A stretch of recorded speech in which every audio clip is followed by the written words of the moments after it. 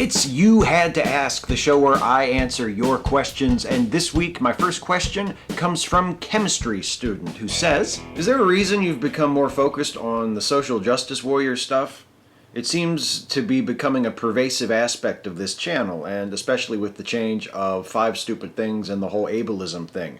Are you worried you're going to take the SJW stuff too far and not be able to make videos anymore for fear of offending someone somewhere? As you probably know, and if you don't, I'm telling you, I take exception to the term social justice warrior or SJW because it's a term intended to demean and denigrate people who advocate for equality and social consciousness, and I just take a very, very dim view of anyone who views social justice advocacy as something that is worthy of scorn and ridicule.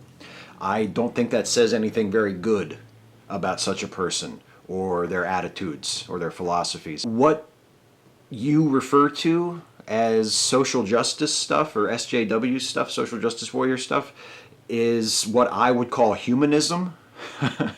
And the babyish reaction from certain vocal corners of the atheist secular movement to the SJW stuff, I think, does them no credit. I don't think it reflects poorly on me. I think it reflects poorly on the people who complain about it. I also take issue with the implication I detect in your question that social justice advocacy is somehow rooted in a desire to spare people's feelings, and that it's the result not of real and very harmful and very deeply ingrained social inequalities, but rather the result of just people being a little too sensitive. They don't like getting their feelings hurt.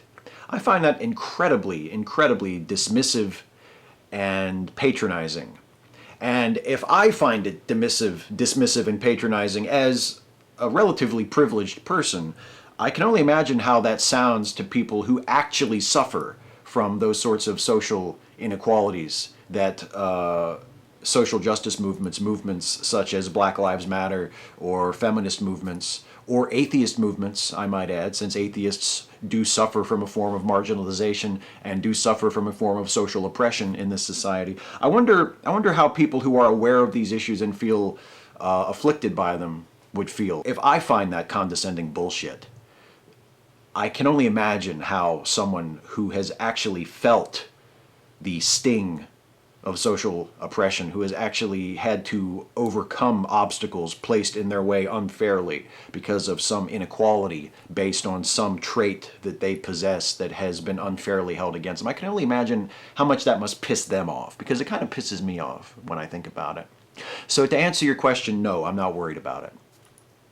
Hipster Shining Armor. Hey Steve, what do you think of the concept of the Bernie Bros? Do you think there is a real problem with sexism, racism, harassment, and general asshattery among Sanders' online supporters? Or do you think it's an overblown boogeyman based on a few isolated instances that's been blown out of proportion?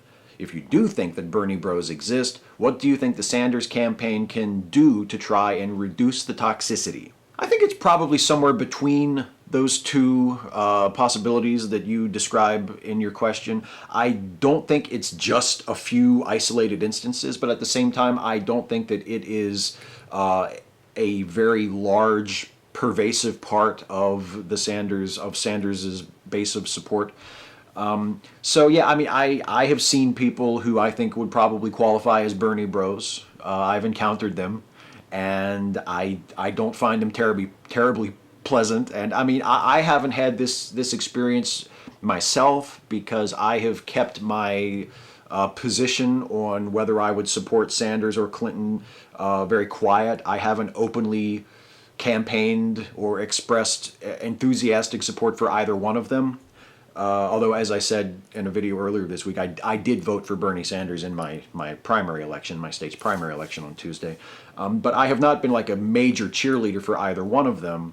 So I haven't encountered this, but friends of mine who have been very outspoken, very confident, supporters of Bernie Sanders, but have also been critical of him when they felt it was necessary, have really, I mean, there's a friend of mine in particular who has been a Sanders supporter for as long as I think he has been interested in this election, since Sanders announced his candidacy, and has always said, I am a Bernie guy, I'm going to vote for Bernie in my primary, I support Bernie Sanders, but he has also taken a very measured view towards Sanders' candidacy and his campaign, and has offered criticisms of when he thinks that Bernie's campaign has come up short, and he has heard about it very quickly and very harshly from some of his other Sanders supporters. It's not just the Bernie bros, it's not just the sexism and the online harassment, mostly against women. It's also, I think, a broader problem is the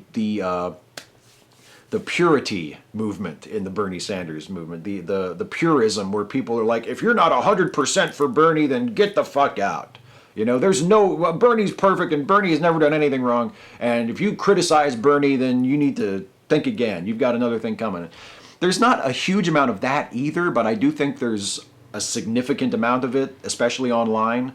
And that's bothersome. I don't think it necessarily reflects poorly on Sanders. I suppose his campaign could do more to tamp it down, to discourage it. Sanders has discouraged sexism, sort of disowned sexism among his supporters before when asked about it, which is good. It's better than nothing. I applaud him for doing that, but I suppose he could do that more often. Tendai Mano Mano. Steve, I have questions. Does it ever stop hurting when you lose someone near to you that you knew since forever? Do you feel numb while you see others cry? Do you feel like you lost a piece of yourself? That's how I feel now. I'm very sorry to hear that that's how you feel now. I'm sorry that you have lost someone close to you. I will tell you in my experience, because I can't tell you how you're going to feel or how you should feel, but I can tell you how I have felt at times like that. I lost my paternal grandfather 12 years ago. And the immediate pain and the immediate sense of grief and loss did go away with time. But I still think about him almost every day, and that's not an exaggeration. Almost a day, very rarely does a day go by without me thinking about him in some way, for some reason, even if it's just for a moment, even if it's just something that reminds me of him or just a memory that sort of passes through my mind. I think about him all the time, and I still miss him very much, and it still doesn't feel right that he's not here, and he's been dead for 12 years. So in my experience, that bit doesn't go away. The bit of having a sense that things aren't right without them, that doesn't really go away. But the pain, the immediate feeling of loss and grief and anguish, that does go away with time, or at least for me it has. It goes away with time. And you come to accept that the person who died, the person that you loved who is gone, and that you will have to move on and get along without them.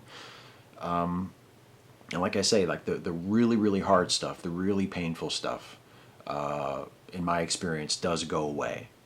But the sense of loss and the sense of missing them and wanting them to be here, but knowing that they're not and that they won't be, that doesn't really go away. That's something that has been with me, to this very day. But I hope my experience, I hope your experience will end up being like mine. I hope that the hard part and the really, really painful, sad part does pass for you soon. And again, I'm really sorry to hear about your loss. My condolences. Patrick Dodds. Steve, is it me, or does there not seem to be a lot of mainstream interest in Star Trek's 50th anniversary? In 1991, Star Trek's 25th anniversary was a big, hairy deal, and it was what caught me up into being a Trek fan. But now there seems to be nary any hoopla over its golden anniversary. The 50th anniversaries of James Bond and Doctor Who seem to drum up a lot more mainstream attention. This hadn't occurred to me until I read your question, but yeah, you're right. I haven't really heard anything about the 50th anniversary of Star Trek. And yeah, I mean, there's a new movie coming out. The Star Trek Beyond is coming out in July, so that I suppose is the 50th anniversary movie. But yeah, they haven't really been promoting that as, celebrate Star Trek's 50th anniversary by going to see the new movie. So I'm not sure what the deal is with that, or why there's been a lack of trying to make a big cultural event out of Star Trek's 50th anniversary. I remember you mentioned the 25th anniversary. There was a movie released in conjunction with that as well. Of course, Star Trek 6 was released in 1991 to coincide with the 25th anniversary. And that was very much tied in with the anniversary. And maybe the reason why that was tied in much more closely with the anniversary was because it was also promoted and designed for the purpose of being the farewell for the original cast.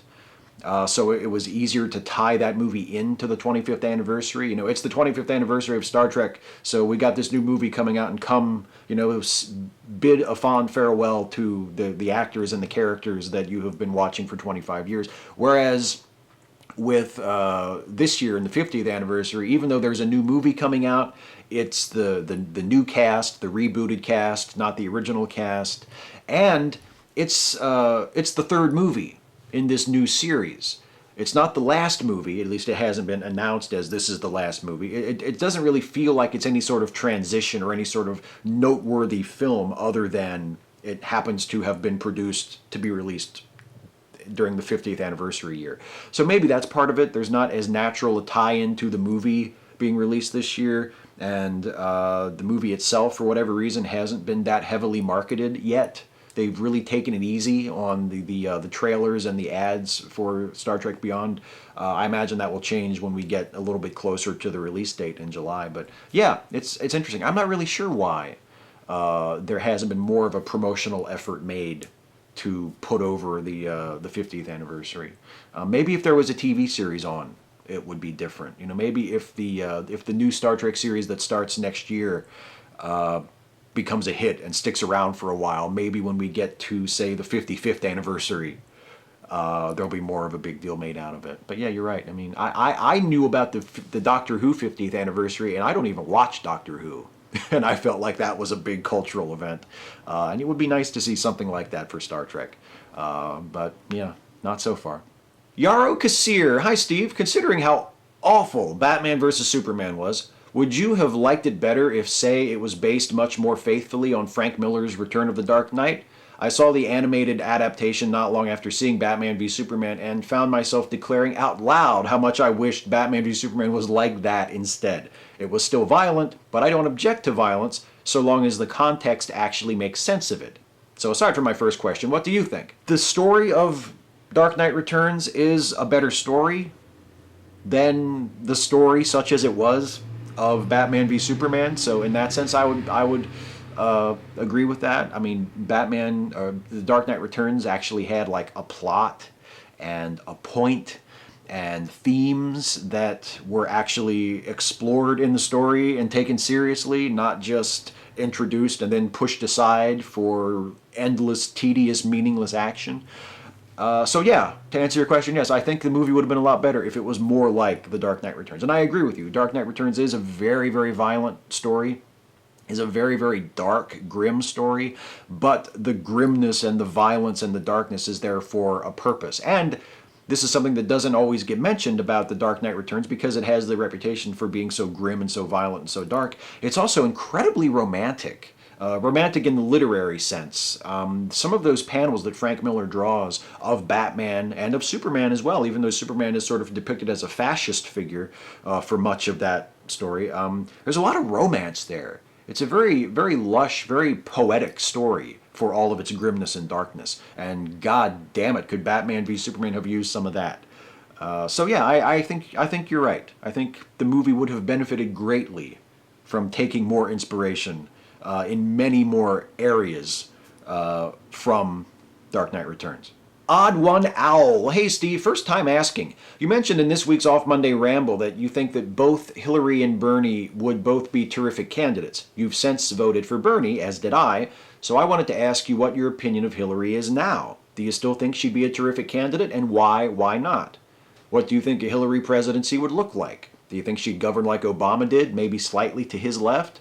Or do you think she might govern closer to a hypothetical Bernie presidency than a lot of Bernie supporters expect? Perhaps trying to pass universal health care or stronger regulations on Wall Street or something else entirely. The difference between a Hillary presidency and a Bernie presidency, to me, can be described in terms of how they would respond to the major systems that are in place in the United States today. And my thoughts on this were crystallized recently in a Facebook exchange that I had with a friend who was asking me about my support for Hillary, or my non-rejection of Hillary in supporting Bernie. And I described it like this. Because the suggestion was that Bernie is the change candidate and Hillary is not a change candidate. And I described it as Bernie wants to radically reform some very important structures in our society. And I agree with him. I support him in principle on these reforms. He wants to completely throw out our current private insurance-based healthcare system, make healthcare a human right that everyone is entitled to, make healthcare accessible to everybody, single-payer, nationalized healthcare. I think that's a great idea. I would love to see it. Bernie wants to make college education accessible to everybody. He wants free college for everybody. I think that's a fantastic idea. I love that idea. And there are other proposals that Bernie's made as well that are similar in that respect. Wanting to just dismantle the current systems and replace them with something better. That is definitely change, and that is change that I am in favor of and that I would support. Hillary does not really propose dismantling these systems. Hillary proposes making alterations within the currently standing structures to make things better, but leaving the structures in place. She, for instance, proposes raising the federal minimum wage, as Bernie does. Bernie would like to raise it to $15 an hour. Hillary, I believe, has said $12.50 an hour, which is not as much of a change as Bernie would make, but is still a change. Hillary wants to make health care more available and more affordable to people than it is now, but she would not want to get rid of the Affordable Care Act. She would not want to get rid of the current health care system, just make it better, make it more equitable, whereas Bernie wants to chuck the whole thing out. So not radical change in the way that Bernie wants, but still change nonetheless. Hillary does not propose making college tuition free for everybody, but she wants to make college more affordable. She wants to make it easier to go to college without going into debt and having to take out student loans that will take decades to pay off. Not as radical a change as Bernie proposes, but nonetheless a change. So I think they are both candidates that would change things if allowed to implement their proposals, would change things for the better. It's just Hillary's change is much more modest and much more incremental. And whether you find that acceptable or not, I suppose, is up to you. There are some people who feel that Bernie's brand of change is the only change that would be acceptable, and anything less than that is unacceptable. And because Hillary doesn't favor that kind of very, very extreme radical change, then therefore she's no better than a Republican. No, I do not hold that view. I do not think that is a very sensible view from where I stand. But nonetheless, that is a view that people have. So no, I support Hillary. As I've said about 1,000,000 times, if I could give somebody a magic wand, I would give it to Bernie, because I think Bernie's changes are more in line with what I would ultimately like to see. But I don't have a magic wand, and neither does Bernie. And Bernie is almost certainly not going to be the Democratic nominee. Hillary is. And even though Hillary's form of change and her proposals are not as extreme or as extensive as I might like, they are still changes which I can support and which I think will be positive and good for the country. So I'm going to support them. And I'm going to vote for her in November. And I mean, I really can't bring about that much change on my own, but at least I can make this change and say that it's the end of this segment, and it is now time for the lightning round. Rapid fire questions, glib and adequate answers. Vitamin W, hey! Am I the friend in Japan that you said you have?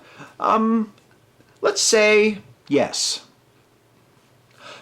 Netkuji, hey Steve, is the lightning round glib and adequate answers or glib inadequate answers? A friend of mine and I disagree over which one we think is being said, and we'd like you to settle the bet.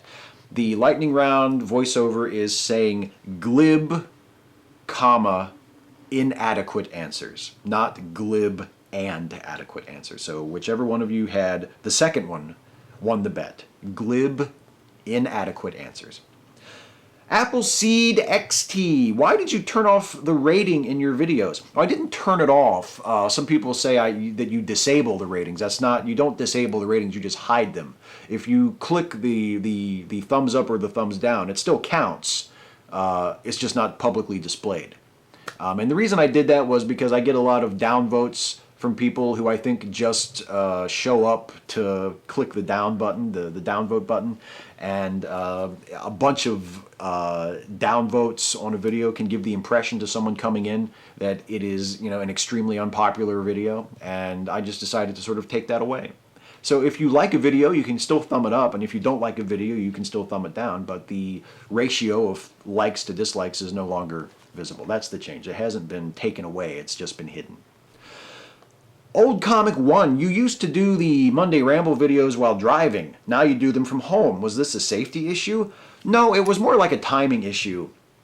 It's just easier in my schedule to do them here rather than to either wait until I have somewhere to go and then film them while I'm on the way somewhere, or just make a special trip somewhere in order to shoot those videos. I mean, it was really fun to do them in the truck and to do them while driving, and I would still like to do that every once in a while. Like, I would like to do another one of those at some point if I can come up with a topic that would be appropriate.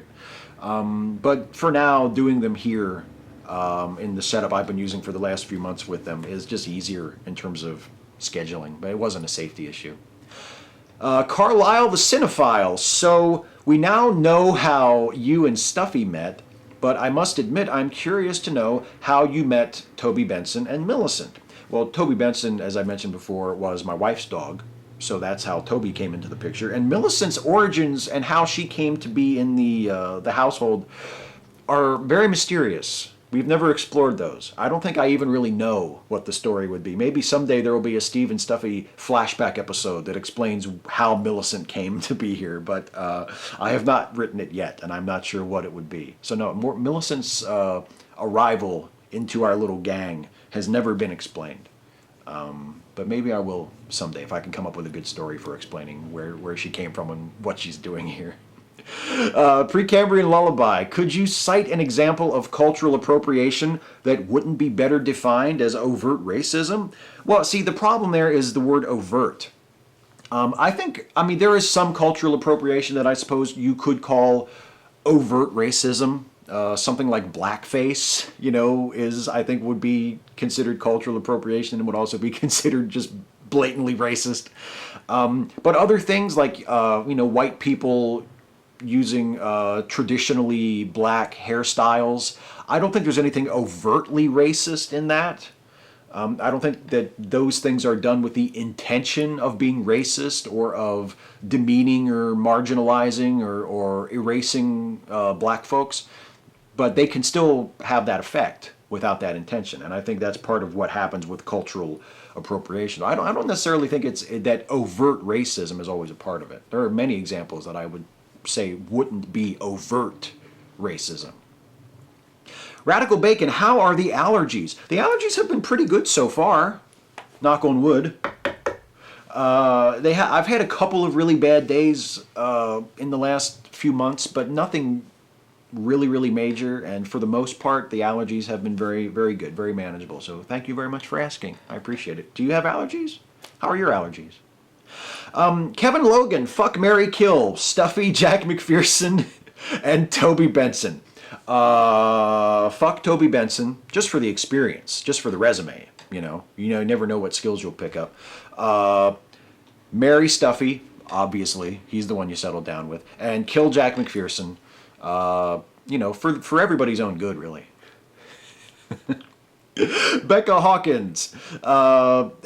Hi, Steve. One of the most interesting things I've noticed is that most well-known Christian apologists are white men. Do you know of any female Christian apologists? Yes, there are female Christian apologists, actually. Relatively few, at least relatively few that are known to me.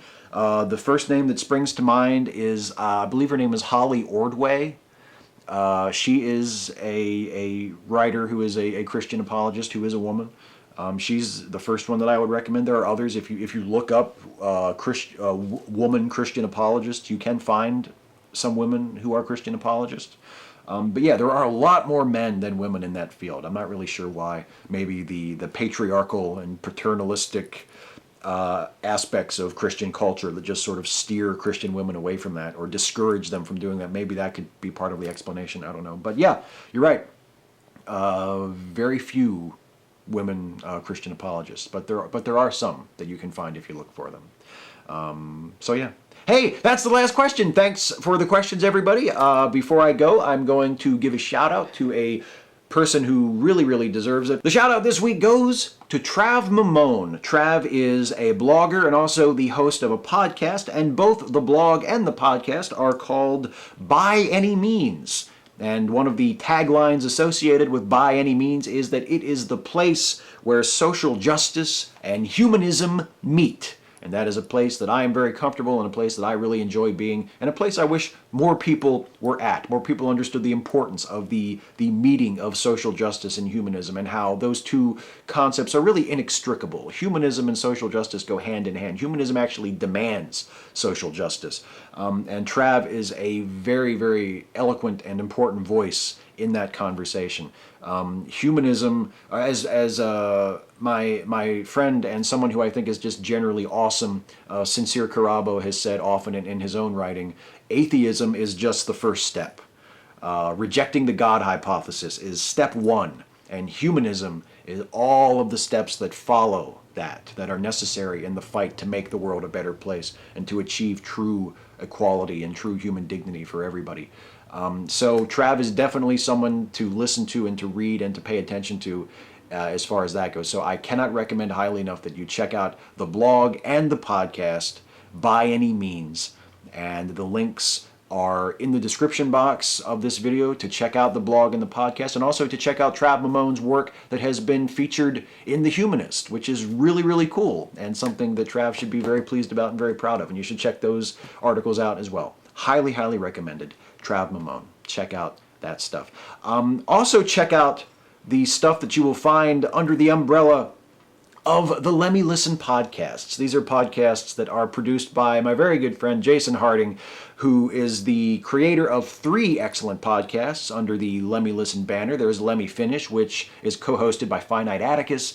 There is American Monsters and How to Destroy Them, the awesome, hilarious improv comedy podcast. You can listen to every episode from the first season right now. And there is also Late Seating, the movie review podcast that Jason co-hosts with me, where we review classic films. We give them a fresh look.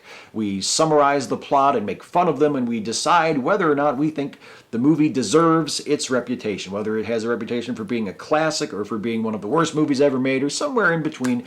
We decide whether we think that this judgment of history has been legitimate. And our new episode goes up today, and it is our review of the classic Alfred Hitchcock film starring Jimmy Stewart and Kim Novak, Vertigo. It was a great episode to record. It was an awesome discussion about Vertigo, and I highly recommend that you check out our review of Vertigo. And if you haven't listened to any of our past episodes, you can hear our past reviews, all of them, and all of the other episodes of all of the other Lemme Listen podcasts by going to lemmelistenpodcasts.com. And I really wish that you would, because it's an awesome podcast. I love what small role I play in the Lemme Listen podcast as the co-host of Late Seating. They're some of my favorite things that I do, and I would love for you guys to check them out as well. lemmelistenpodcasts.com. That is it for me, everybody. I am history. Before I go, I want to remind you, as always, to please leave a comment on this video asking me your question for next time. You can ask me anything about anything. Nothing is too serious. Nothing is too silly. I will answer as many of your questions as I possibly can in the next video. So until then, take care, everybody. Hey folks, one more thing before I go. Thanks so much for watching this video. I hope you enjoyed it. If you did, please like it and share it and subscribe to this channel if you're not subbed already. And also please consider helping me to make more videos like this one by supporting this channel through Patreon. You can go to patreon.com/Steve Shives to become a patron. Thanks again for watching, and I'll see you next time.